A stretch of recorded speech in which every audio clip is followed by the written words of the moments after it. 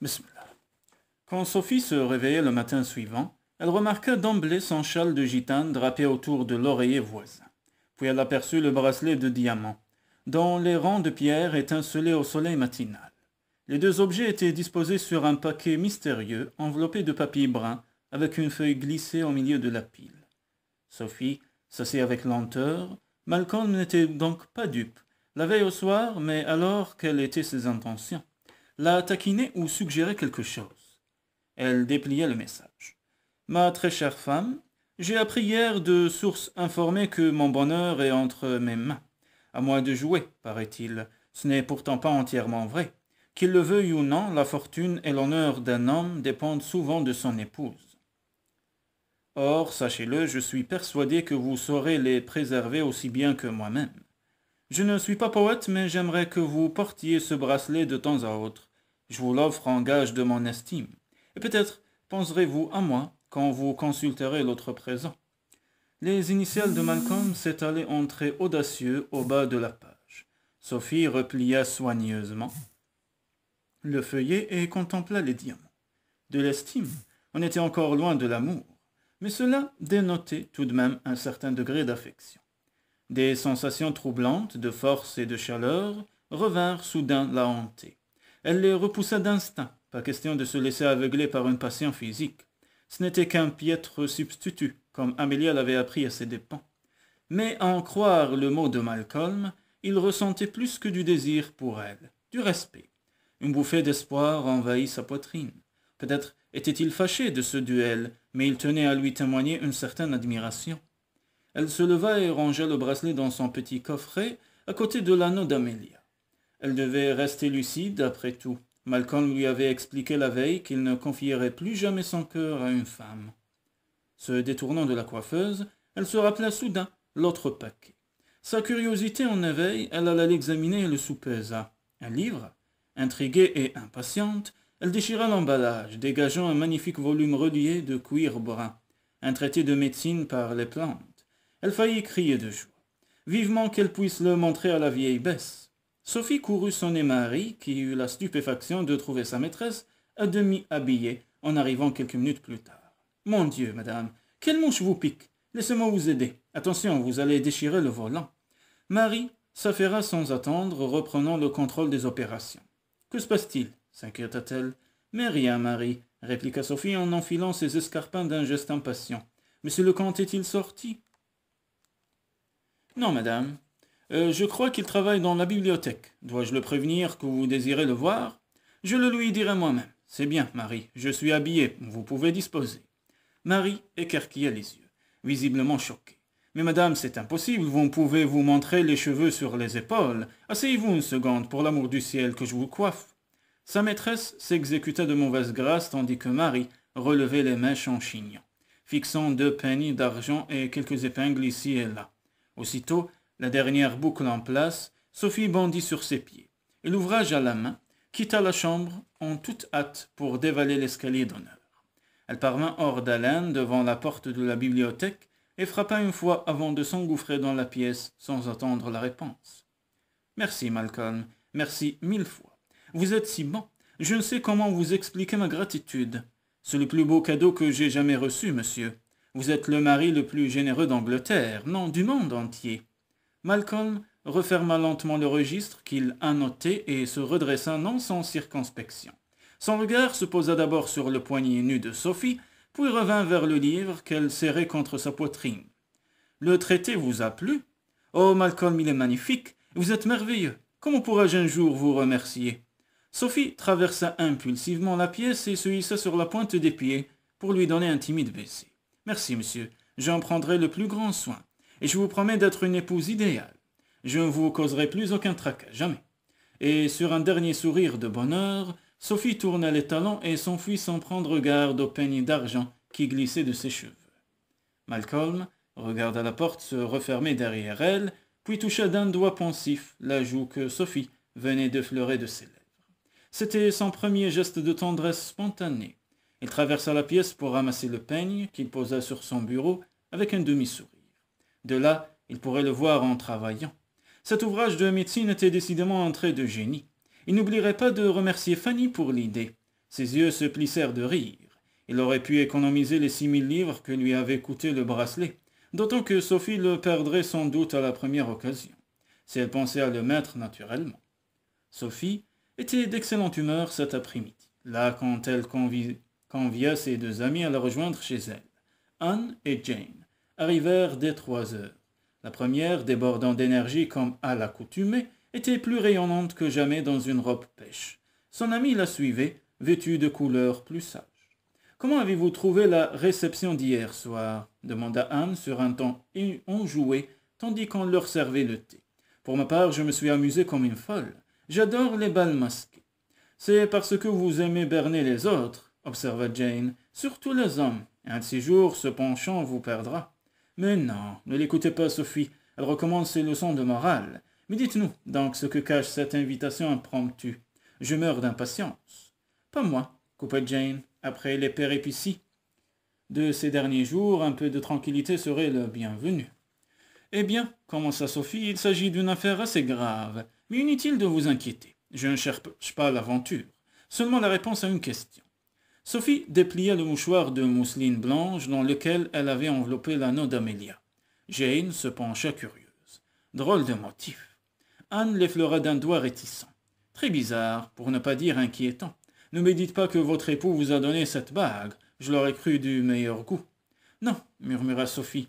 Elle appartenait à ma sœur, qui l'a reçue d'un homme. C'est lui que je voudrais retrouver, pour le châtier d'un meurtre. Et elle leur conta la tragédie sans omettre un détail. Quand sa voix s'éteignit enfin, ses 2 amies gardèrent longuement le silence. « Si votre histoire est exacte, observa enfin Jane, cet homme est un monstre. Mais qu'espérez-vous obtenir, à supposer que vous puissiez l'identifier? Il y a plus d'un criminel dans la haute société, mais ils sont intouchables. » Sophie releva le menton avec défi. « Eh bien, je ressusciterai les fantômes du passé, il saura qu'il est percé à jour. »« C'est un jeu dangereux, » l'avertit Jane, « et au mieux inconfortable. Vous ne pourrez rien prouver. Imaginez qu'il se contente d'en rire. Bien sûr, mais en son fort intérieur, il serait ébranlé. Médita Anne. Sophie n'est pas sans influence, on commence à la connaître et à l'apprécier. En outre, son nom pèse lourd dans la balance. Elle est la femme du comte de Ravenwood. Tout de même, en réalité, il lui serait possible de le mettre au banc de la société. Pour un homme du monde, il n'y a rien de pire. En supposant que ce soit son cas, rectifia Sophie.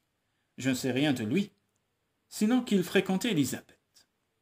La liste de ses amants est longue, soupira Jane, mais un seul possédait cette bague. Ce sera le point de départ de notre enquête, s'écria Anne avec enthousiasme, visiblement passionnée par ce défi. Pas si vite, implora Jane. Réfléchissez avant de vous lancer dans de nouveaux exploits. Sophie, êtes-vous si pressée d'encourir à nouveau la colère du comte? Cela ne le concerne en rien, protesta l'intéressée. D'ailleurs, reprit-elle avec un sourire en se rappelant le traité de médecine, il m'a pardonné. Jane la fixa d'un regard interdit. Vraiment? Mais alors, et sa réputation? Mon mari n'est pas une brute, trancha Sophie. Pour en revenir au propriétaire de l'anneau, je ne souhaite pas importuner Malcolm avec ses recherches. Je m'étais juré de retrouver le coupable bien avant mon mariage. Et si j'ai sottement perdu un temps précieux, je dois maintenant me consacrer à cette mission. Anne et Jane scrutèrent son visage.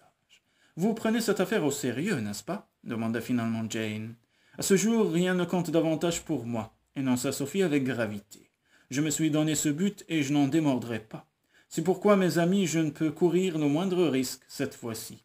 Si l'une de vous doit se sentir obligée de me dénoncer au comte, je la prie de se retirer immédiatement. Vous laissez seule dans cette entreprise? Pas question, déclara Anne. Et vous, Jane, continua Sophie avec diplomatie. Je comprendrai très bien que vous en restiez là. Jane pinça les lèvres. Vous avez de bonnes raisons de vous méfier de moi, Sophie, mais je voudrais vous prouver ma loyauté. Je serai donc des vôtres. Parfait, c'est réglé alors, selon le pacte. Elles joignirent leurs mains en silence d'un geste solennel. Puis le regard revint se poser sur le bijou. Par où allons-nous commencer? Demanda Anne. C'est déjà fait. Sophie leur répéta sa conversation de la veille avec l'étrange homme en noir. Jane écarquilla les yeux choqués. Il a reconnu la chevalière et vous a mis en garde, mon Dieu. Décidément, cette bague est entourée de mystère, murmura Anne en l'examinant sur toutes les coutures. Votre cavalier n'a rien ajouté d'autre? Certains plaisirs qui sortent de l'ordinaire. Rien de plus, sinon que nous nous reverrions. Heureusement que vous étiez masqué, s'exclama Jane avec soulagement. Surtout ne portez plus cet anneau en public. Sophie fronça les sourcils. Mais si c'est le seul moyen de tirer cette énigme au clair. Non, décréta Anne avec une prudence inhabituelle. Je suis d'accord avec Jane. Ne le mettez plus ou au moins, consultez-nous avant. Sophie les considéra tour à tour indécises. Très bien, je vous en parlerai d'abord, concéda-t-elle enfin. Et maintenant, récapitulons. L'homme en noir prétend que ce bijou n'est connu que d'un petit groupe d'initiés, observa Anne. Voilà qui suppose un club ou un cercle. Cette bague n'est donc pas unique en son genre, c'est peut-être le symbole d'une société secrète, médita Sophie. Je n'aime pas ça, gémit Jane. Mais de quelle sorte reprit Anne sans lui prêter attention. En déterminant le but de leur association, nous pourrions orienter leurs recherches. Ces signes cabalistiques gravés sur le châtain, il faudrait les déchiffrer. Sophie tournait l'objet entre ses mains, étudiant le triangle et la tête d'animal. Mais comment s'y prendre? Les trois amis gardèrent longuement le silence. J'ai peut-être une idée, avança finalement Jane, avec une réserve évidente. Sophie lui jeta un coup d'œil surpris. Oui, nous devrions consulter la bibliothèque de Lady Frances. 3 jours plus tard, Sophie dévalait l'escalier d'honneur, tenant un chapeau d'une main et son petit sac de l'autre. Malcolm parut alors à la porte de son bureau. À son regard insistant, Sophie comprit qu'il désirait s'entretenir avec elle. Réprimant un soupir, elle ralentit sa course et lui sourit. « Vous travaillez dur cet après-midi, monsieur, » remarqua-t-elle sur un ton aimable. Malcolm croisa les bras et s'adossa contre le chambranle. « Vous sortez encore, Sophie ?» « En effet, » confirma-t-elle en ajustant sa capote sur ses cheveux avant d'attacher les rubans. « J'ai promis à Fanny, en Harriet, et de les retrouver tout à l'heure. »« Mais vous les voyez tous les jours depuis une semaine ?»« Seulement 3. » Il inclina la tête. « J'en ai perdu le compte, je l'avoue. À chaque fois que je vous invite à une promenade ou une exposition, vous êtes déjà prise. La vie à Londres est si trépidante, je ne cesse de courir. Rien à voir avec la campagne, n'est-ce pas ?» Sophie lui lança un coup d'œil méfiant. Où voulait-il en venir? Mais la voiture attendait et elle était pressée de partir. « Désirez-vous quelque chose, monsieur? Un peu de votre temps, peut-être. » Les doigts de Sophie se crispèrent nerveusement sur le nœud bouffant de sa capote qui glissa de travers. « Je suis navré, monsieur le comte. J'ai promis à votre tante de la rejoindre à 3 heures. Elle va s'inquiéter. » Malcolm consulta la pendule de la bibliothèque par-dessus son épaule. « Il vous reste quelques minutes. Dites au valet de promener le cheval au moment. J'ai besoin de votre avis. » Sophie haussa les sourcils. Son mari ne l'avait jamais consulté depuis leur départ d'Islington. Il s'agit du domaine de Ravenwood. « Oh » s'exclama-t-elle perplexe. « Cela prendra-t-il longtemps ?»« Non, ma chère, » assura-t-il en l'invitant d'un geste à le précéder.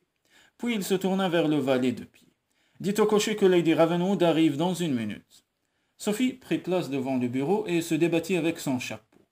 « Permettez-moi, » suggéra Malcolm avec galanterie, avant de se pencher vers elle pour démêler les rubans. « Il y a toujours quelque chose qui cloche avec ces cordons, » déplora Sophie en rougissant, troublée par la proximité de son mari. « Aucune importance, je suis orfèvre en la matière, » badina Malcolm qui la libéra bientôt. « Merci. De quoi s'agit-il, monsieur ?» Malcolm s'installa en face d'elle. « Je viens de recevoir un courrier de mon intendant à Ravenwood. Il m'apprend que notre gouvernante est tombée malade et risque de ne pas se remettre. »« Pauvre Madame Boyle !» s'écria Sophie en revoyant le tyran domestique qui régissait la maison depuis des années. « Qui la soigne, la vieille Bess ?» Malcolm baissa les yeux sur le rapport. « Oui, elle est venue l'examiner. D'après elle, c'est le cœur. Même si elle s'en tire, elle ne pourra reprendre ses fonctions. Il lui faut beaucoup de repos. » Sophie secoua la tête d'un air soucieux. « C'est une bien triste nouvelle. Je suppose que la vieille Bess lui a conseillé des infusions de digital. »« Je ne saurais vous le confirmer, » déclara Malcolm avec politesse. « En revanche, son départ nous laisse un problème sur les bras. Nous devons nommer quelqu'un pour la remplacer. » « En effet, sinon ce sera vite l'anarchie. » Malcolm se renversa sur sa chaise.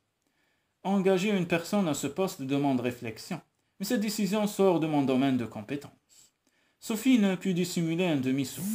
« Grand Dieu, moi qui vous imaginais tout-puissant. »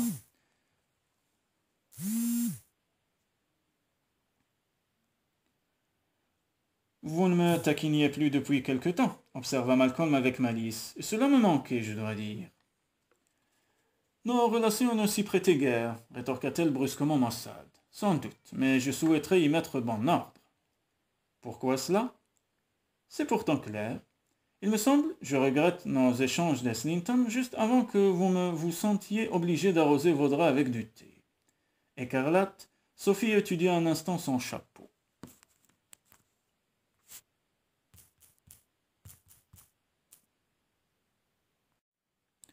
Je n'en garde pas un souvenir si rose, pour ma part. Effectivement, nous parlions davantage, nous avions des préoccupations communes. Mais je n'étais pas dupe. Vous n'attendiez qu'une seule chose de moi, un héritier. C'était dur à supporter à la longue. Je l'ai compris depuis ma conversation avec une certaine gitane. D'après elle, ma femme serait d'une nature romantique. J'aurais dû m'en rendre compte plus tôt, mais il est encore temps de réparer mes erreurs, j'espère. Sophie releva vivement la tête en fronçant les sourcils. Et maintenant, vous seriez prêt à jouer la comédie. Ne prenez pas cette peine, Malcolm. Ce revirement n'aura aucune valeur si vous n'êtes pas sincère. Eh bien, reconnaissez en moi que je cherche à vous plaire, Sophie. Le traité de médecine vous a séduite, n'est-ce pas? Vous le savez parfaitement, murmura-t-elle assaillie par le remords. Et le bracelet, reprit-il d'une voix cajoleuse, il est très joli, monsieur. Il accusa le cou. Joli? Je vois. Eh bien, je serai ravi de le voir à votre poignet dans un proche avenir. Sophie s'éclaira, heureuse de pouvoir enfin le satisfaire. Dès ce soir, justement, je me rends à la réception que dans Lady St. John. Ah, vous sortez encore? Mais oui, tout comme demain et les jours suivants. Il n'y a jamais un temps mort à Londres, n'est-ce pas? C'est un fait. Mais vous n'êtes pas obligé d'accepter toutes les invitations. Je pensais que vous seriez heureuse de passer une ou deux soirées tranquilles à la maison. Pour rester ici toute seule? Murmura Sophie avec humeur. Malcolm posa les mains devant lui. J'envisageais de vous tenir compagnie. Bel effort de gentillesse, mais elle refusait sa pitié. Ah, s'écria-t-elle en feignant un rire insouciant. C'est votre première concession à mon incurable romantisme, n'est-ce pas? Voilà un geste très généreux, monsieur, mais parfaitement inutile. Je suis tout à fait capable de me débrouiller seul. D'ailleurs, je suis à bonne école.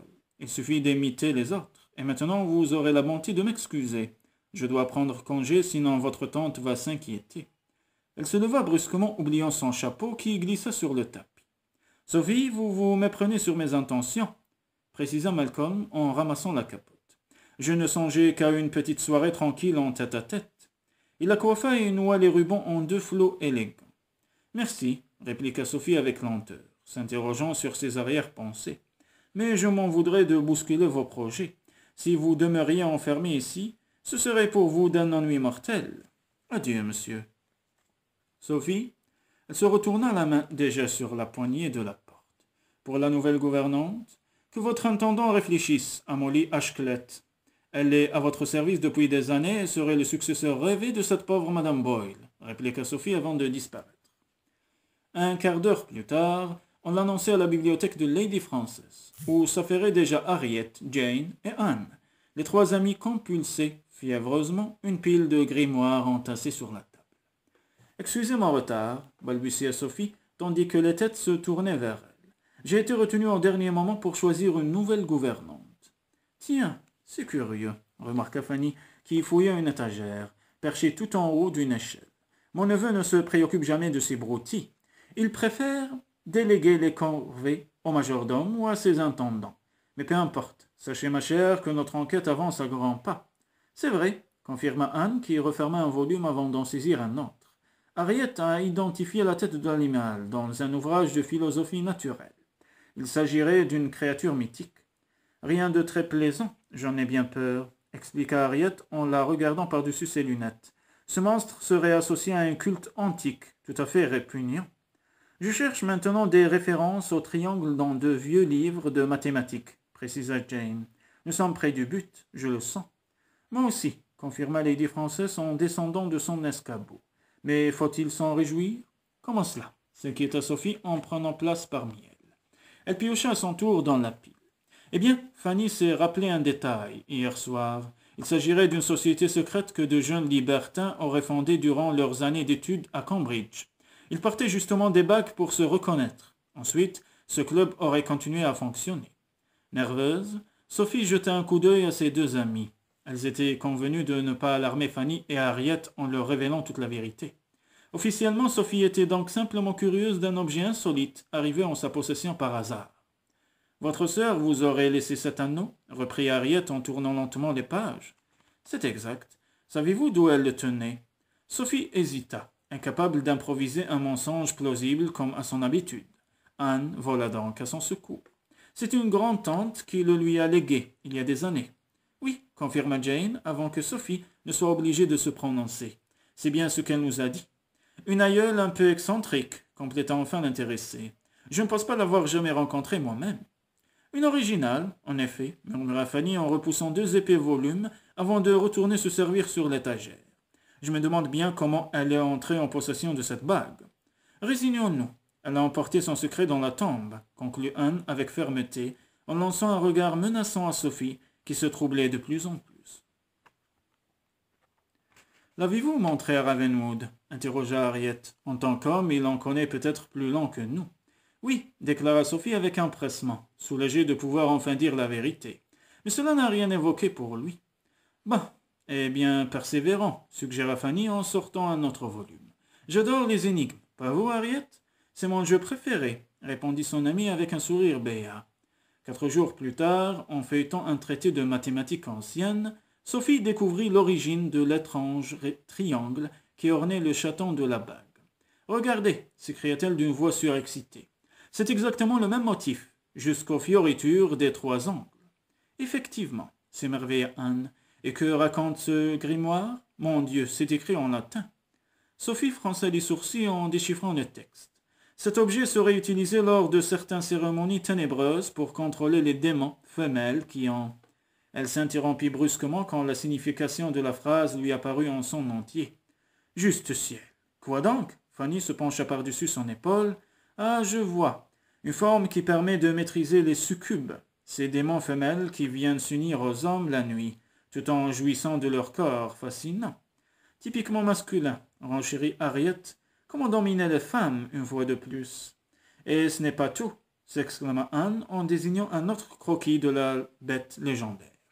Cet animal serait d'une vigueur peu commune puisqu'il peut forniquer des heures sans faiblir.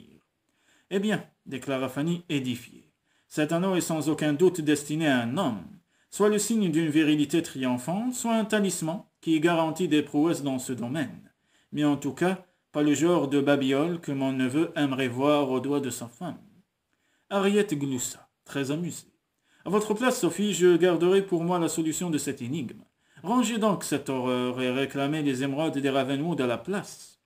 Vous avez raison, répliqua poliment Sophie, qui se serait damnée plutôt que de mendier les pierres. Et merci encore pour votre aide. Mais je vous en prie, protesta Harriet avec un sourire radieux. C'était passionnant, n'est-ce pas, Fanny ? Très instructif. Je ne vais pas m'attarder davantage, annonça Anne en aidant les autres à ranger les livres. J'ai promis à grand-mère de l'aider à organiser une partie de piquet avec des amis. Et moi je suis invitée à la soirée de Lady St. John, ajouta Sophie en s'essuyant les mains. Jane enregistra ces informations sans un mot, mais une fois dans le carrosse de Sophie, et loin de toute oreille indiscrète, elle laissa parler sa curiosité. Alors, vous n'allez pas en rester là, je parie. Sophie regardait les rues défiler, perdue dans ses pensées. On semble propriétaire de la bague et membre d'une société secrète qui s'adonne à des pratiques sexuelles inavouables. Apparemment, confirma Anne, cette pauvre Amélia a sans doute été victime d'un sadique. Eh bien, insista Jane, Sophie se tourna vers ses amis. À mon avis, une seule personne saurait nous désigner les hommes qui possèdent ces chevalières. Jane écarquilla les yeux. Vous ne pensez pas à... Mais bien sûr, s'exclama Anne. Suis-je bête ? Il faut écrire à Charlotte Featherstone sans perdre une minute. Peut-être refusera-t-elle de vous répondre, observa Jane avec une note d'espoir dans la voix. De toute façon, je n'ai pas d'autre recours à moins de m'afficher en public avec l'anneau. C'est trop dangereux, intervint Anne. On pourrait s'imaginer que vous pratiquez ce culte. Sophie frissonna en revoyant l'inconnu à la cape noire, certains plaisirs qui sortent de l'ordinaire. Nous nous reverrons bientôt. Non, elle ne devait surtout pas attirer l'attention. La réponse de Charlotte arriva quelques heures plus tard par l'intermédiaire d'Anne. Sophie déchira l'enveloppe d'une main fébrile. « Madame, Vous me flattez en me demandant une information que vous qualifiez de professionnelle, et je satisferai bien volontiers votre curiosité. Permettez-moi simplement de vous mettre en garde contre le personnage qui vous a laissé ce bijou. Il était sans doute d'une perversité redoutable. J'ai croisé 5 hommes qui possédaient le genre de bague que vous décrivez dans votre lettre. Aujourd'hui, 2 d'entre eux sont morts, et le monde ne s'en porte que mieux. Les 3 autres sont Lord Etheridge, Lord Varley et Lord Ormiston. J'ignore vos projets, mais de grâce, soyez prudente. Aucune femme n'est en sécurité avec ces 3 débauchés, quelle que soit sa position sociale. Oserais-je une suggestion? Parlez-en d'abord à votre mari avant de vous aventurer plus loin. C.F. Le cœur de Sophie battait à tout rompre. Enfin, elle avait des noms. L'amant d'Amelia se trouvait peut-être parmi eux. Je dois rencontrer ces hommes, déclara-t-elle sans s'émouvoir. Etheridge, Varley, Ormiston, répétait Anne sur un ton pensif. Je les connais. Leur réputation n'est pas sans tache, mais ils sont reçus partout. Il ne devrait pas être impossible de vous procurer des invitations aux soirées qu'ils fréquentent. Sophie hocha la tête en repliant soigneusement la lettre de Featherstone. Décidément, mon agenda est plus rempli que jamais.